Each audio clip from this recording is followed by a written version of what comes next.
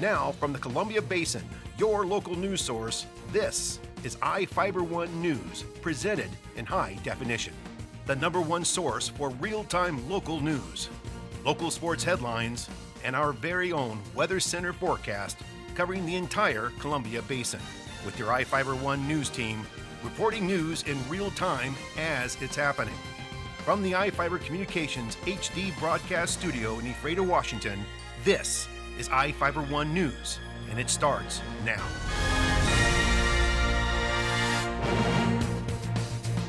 Welcome to iFIBER 1 News. I'm Cody Johnson reporting news from around the Columbia Basin for Thursday, June 20th. Tonight we have a report on how Grant County is closing garbage drop boxes and how Ephrata declined a ban on semi-truck parking in residential areas. We also look at how Ephrata police are seeking help with a pursuit and how Quincy is taking steps to make sidewalks safer. In sports, the Mariners lost a heartbreaker in LA last night, but the Oregon State Beavers survived to advance in the College World Series tournament. Our spotlight story tonight is about bees and the people who like them a lot. And we've got the latest weather forecast for the Columbia Basin from the iFIBER 1 Weather Center.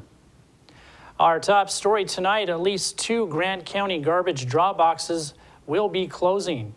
The Grant County Commissioners are moving forward with a plan to close the remaining 7 drop boxes across the county during the next 3 years. The plan starts with closing the boxes in George and near Mardon by the end of the year. The county originally set up 15 drop boxes in the 1970s after it became responsible for taking residents' garbage to the landfill. They were intended as a stopgap measure until curbside service started in the 1980s.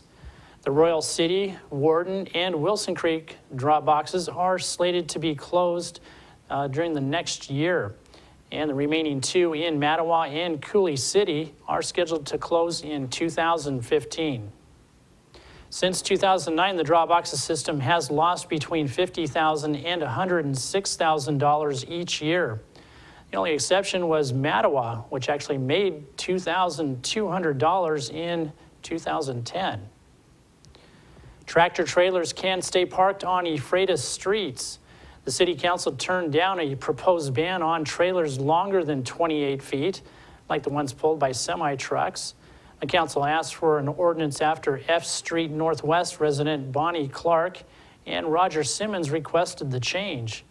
The two raised concerns about the semi-truck parking along their street. People from both sides of the issue contacted City Administrator Wes Crago, who said roughly half of the people were for the ban and about half the people did oppose it.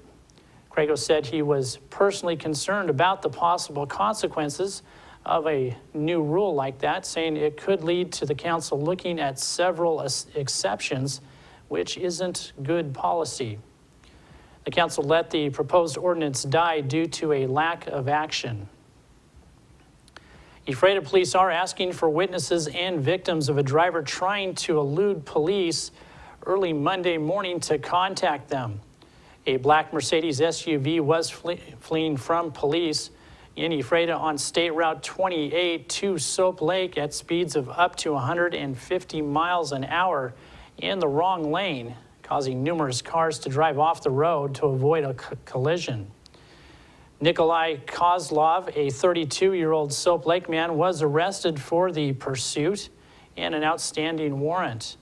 Ephrata police are asking anyone driven off the road or that saw the chase to contact them by calling 509-754-2491. Each of the people you see here have warrants for their arrest and are wanted by various law enforcement agencies.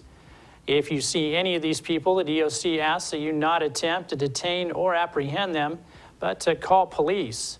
You can also call the Department of Corrections at 509-764-6180 during the day or 509-762-1160 after 5 p.m. Stay tuned. We'll be right back after these messages with the latest from the iFIBER 1 Weather Center, and we've got sports and more news on the way.